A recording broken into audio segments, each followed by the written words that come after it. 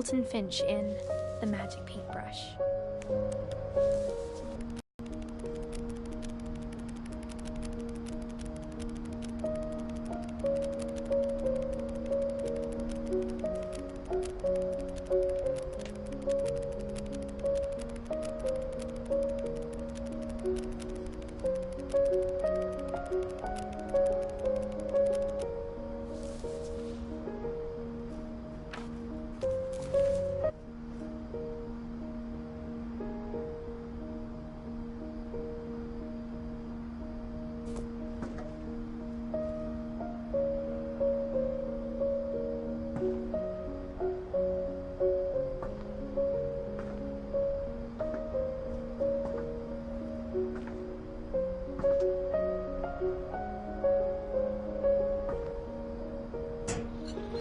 Mom spent months searching for my brother.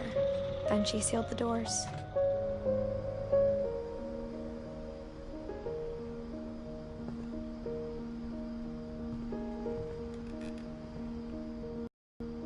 Whatever Milton had found in the house, Mom didn't want it getting out.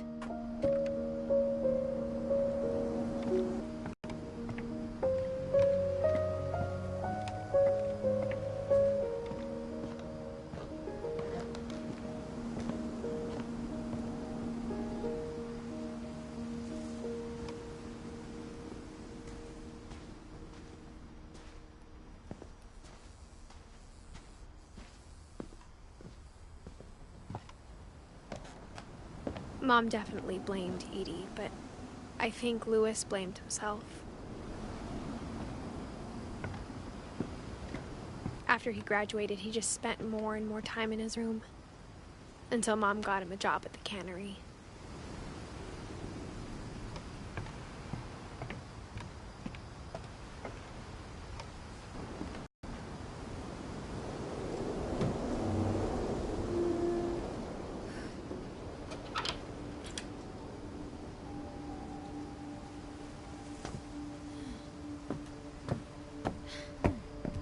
Louis's room smelled very, very familiar. That part of him lived on.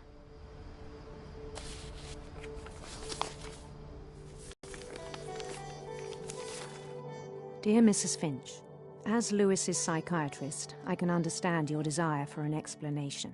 As I see it, the trouble began in January, shortly after we convinced your son to seek treatment for substance abuse.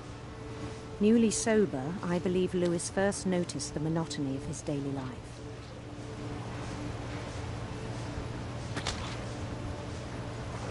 He kept working at the cannery,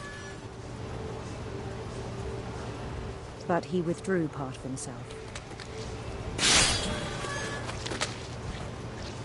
In our sessions, I saw the same behavior. His mind began to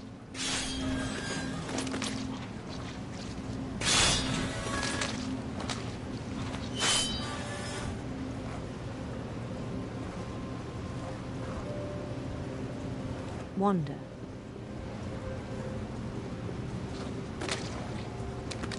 I asked him to describe it. He said he started small, imagining a labyrinth. He'd feel his way about. Then something moved.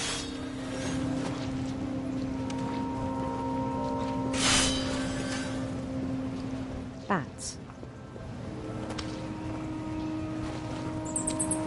And toads.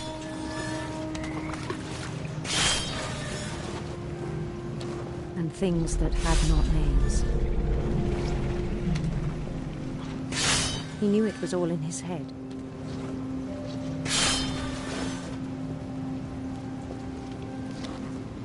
But he took it very seriously. I had hoped he'd find himself.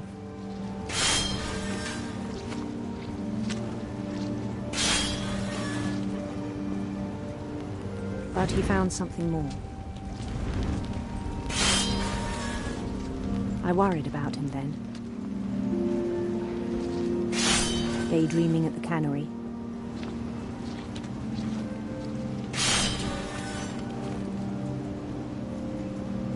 I spoke with his boss. but he said Lewis had become a model employee. Methodical, tireless, focused.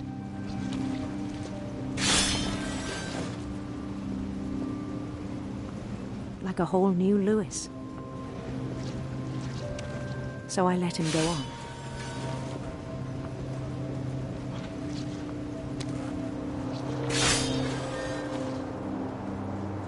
I even encouraged him. It seemed very promising at first.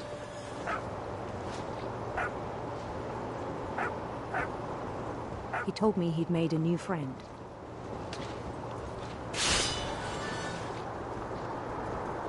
On the edge of a city he named Lewis Topia.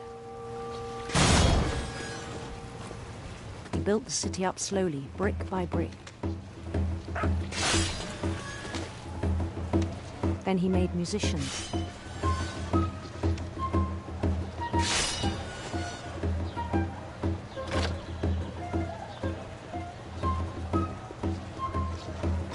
And songs for them to play. He talked about starting a band. And he was always humming something. Every day his imagination grew stronger. He no longer spoke at the cannery. But his chopping was as reliable as ever. Then one day it struck him that all the cheering crowds, even the stones under his feet, were all in his imagination, so he could do whatever he wished.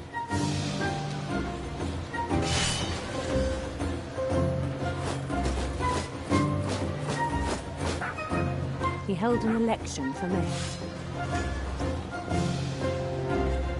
And he won.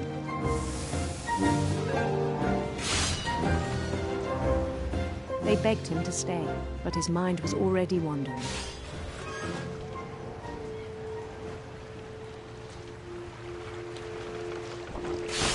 It became a game for him.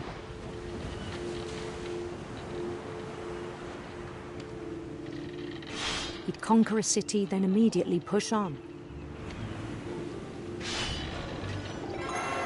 New Louisville.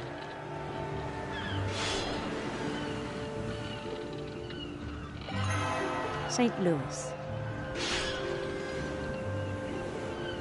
He started drifting away from our reality.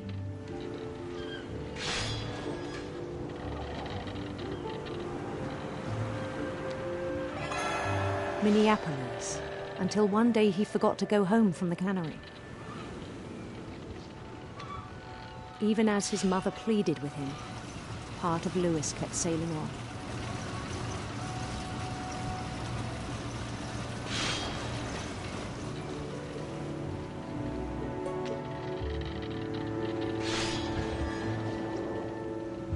In Lewisburg, he heard rumors of a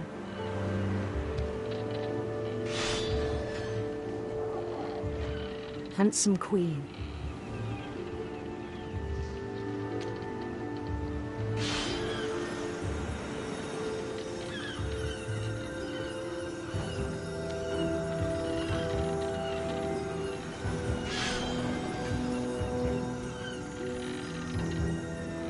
The queen was on her own quest for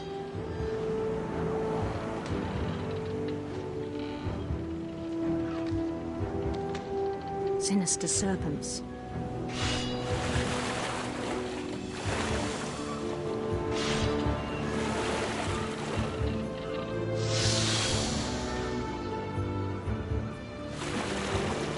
He followed the sound of her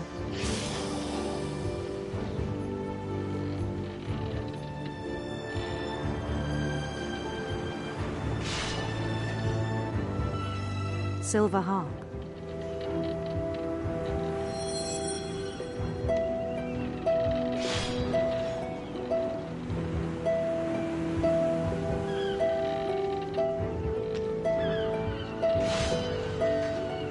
His chase led him to a golden palace east of the sun and west of the moon.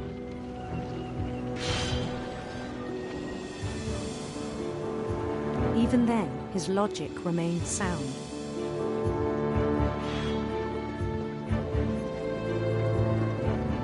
He knew the world was all in his imagination.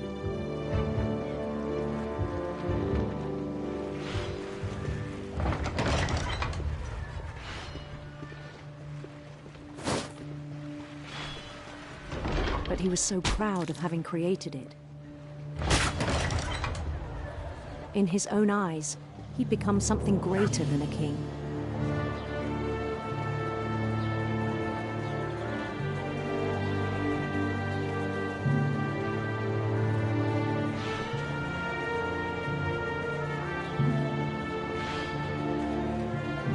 For someone who'd never known success in the real world, I think it was overwhelming. And then it struck him that the real Lewis was not the one chopping salmon, but the one climbing the steps of a golden palace.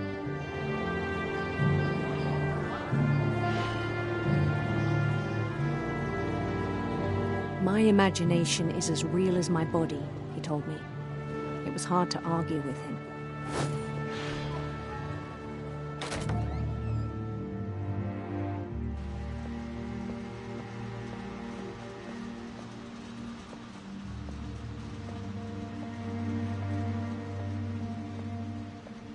Began to forget the world we know.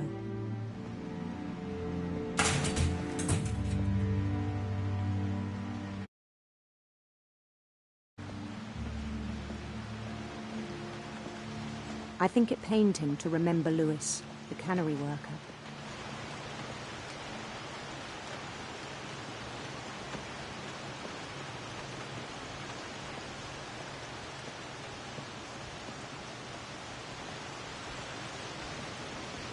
He began to despise the man with a royal contempt.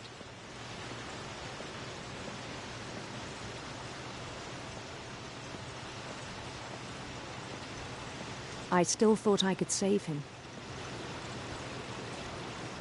Even after he said he was being crowned king over all the lands of wonder. The palace would be packed with his companions.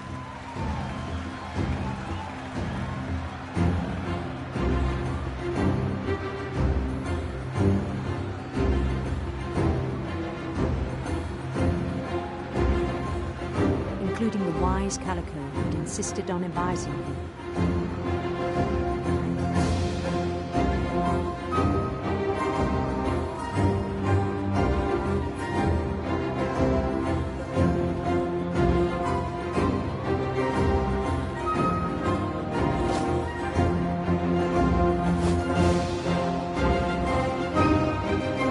His queen waited, holding his crown.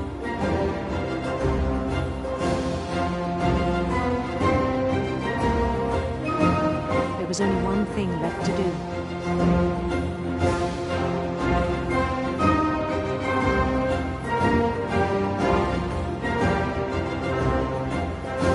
Bend down his head.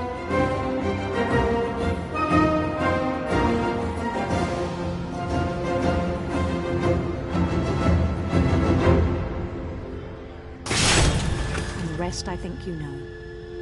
Mrs. Finch, your son was a kind man who will be missed by all of us who knew him.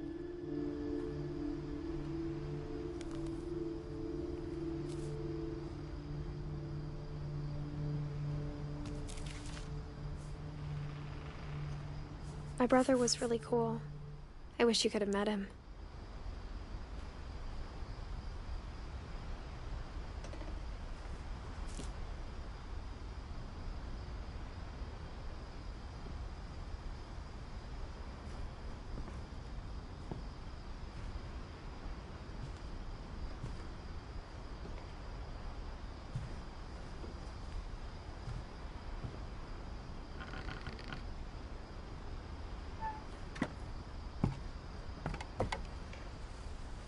On the way back from Lewis's funeral, my mom told me to start packing.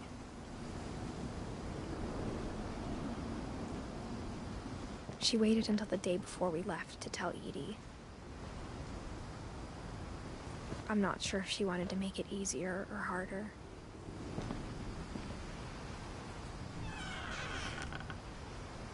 wish we'd stayed. But I understand why we left.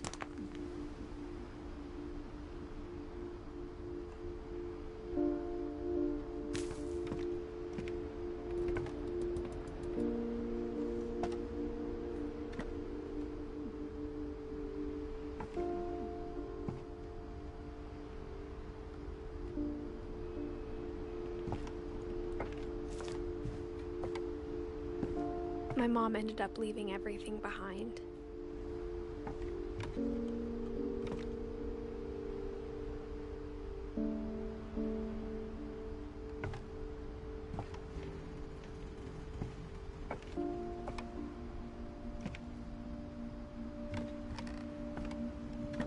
What happened that night had been coming for a long time.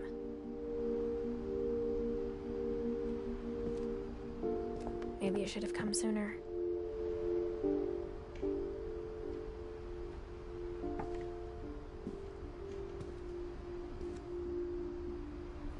But it had to end one way or another. All that's left now is to tell you about that last night.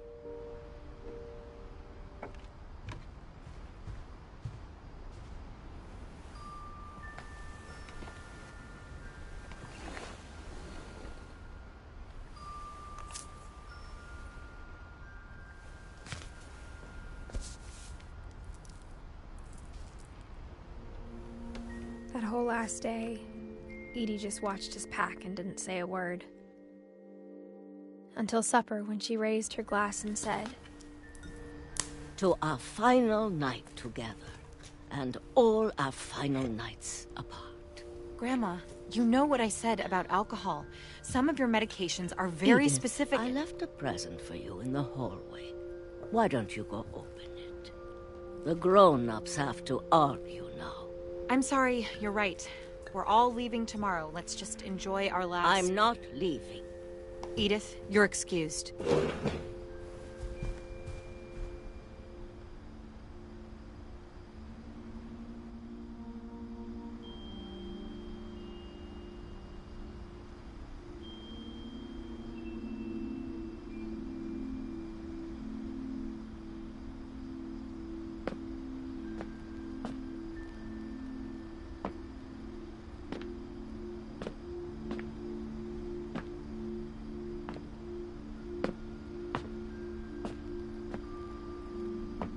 The power had been shut off that morning, but Edie always had plenty of candles.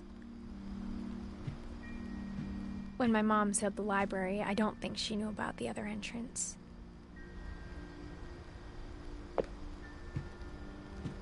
Or that Edie had a key to it.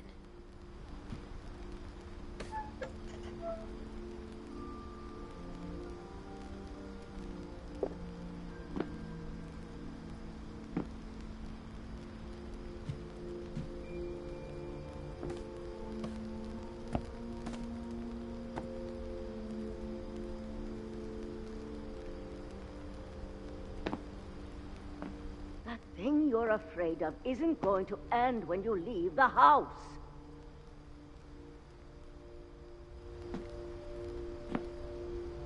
Edith has a right to know these stories. My children are dead because of your stories!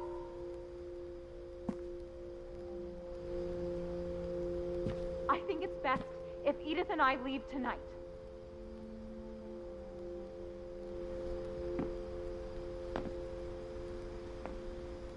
We'll have the nursing home send a van for you in the morning, okay?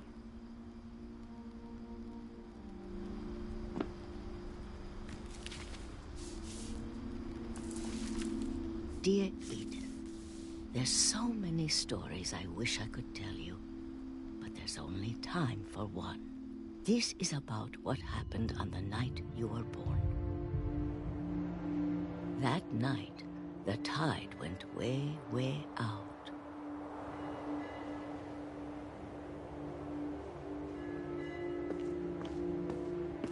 It was the first and last time I ever saw the old house aground. There'd been an earthquake out in the middle of the ocean. They called it the lowest tide in 1,000 years. God, it smelled awful. You know, I've seen that house every day of my life.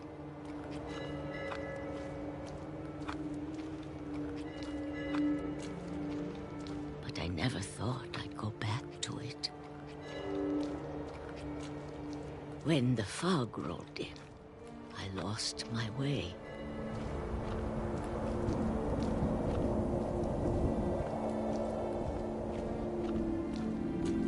I got turned around.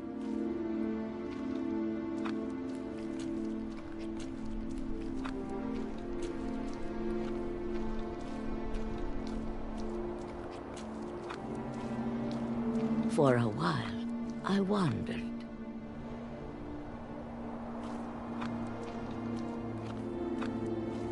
I started seeing things.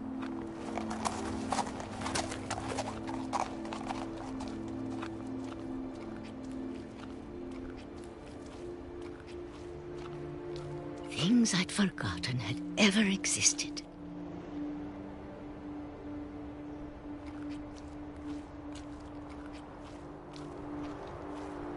But when I saw them, they felt like old friends. That night, a lot of things came back to me. Or maybe I came back to them.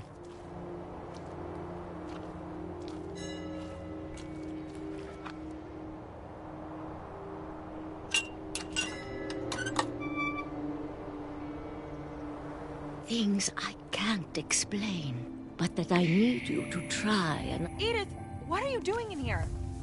It's mine. Edith! Mom, you're gonna rip it! Let go! I kicked and screamed, but Mom dragged me to the car.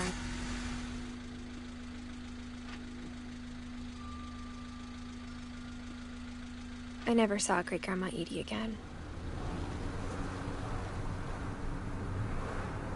The next morning, the band came to pick her up, but she was already gone. After that, we moved around a lot.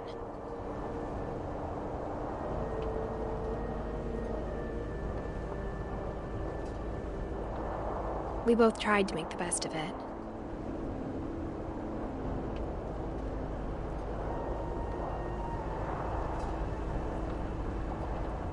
A few years went by.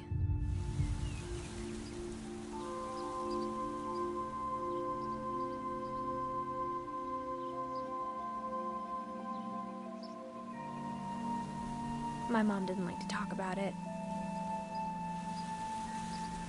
But she started getting sick a lot.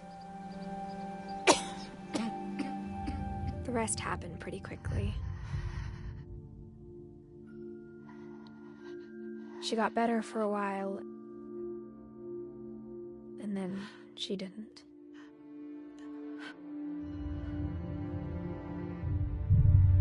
And then I was alone.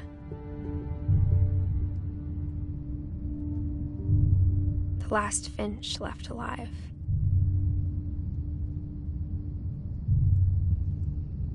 Until I found out about you. I'm still not sure what to tell you about all this. If we lived forever, maybe we'd have time to understand things. But as it is, I think the best we can do is try to open our eyes.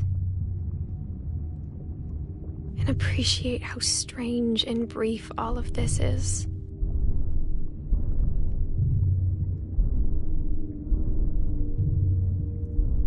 This journal was supposed to be for you. But now I hope you'll never see it. I just want to meet you and tell you all these stories myself. But I guess if you're reading this now, things didn't work out that way.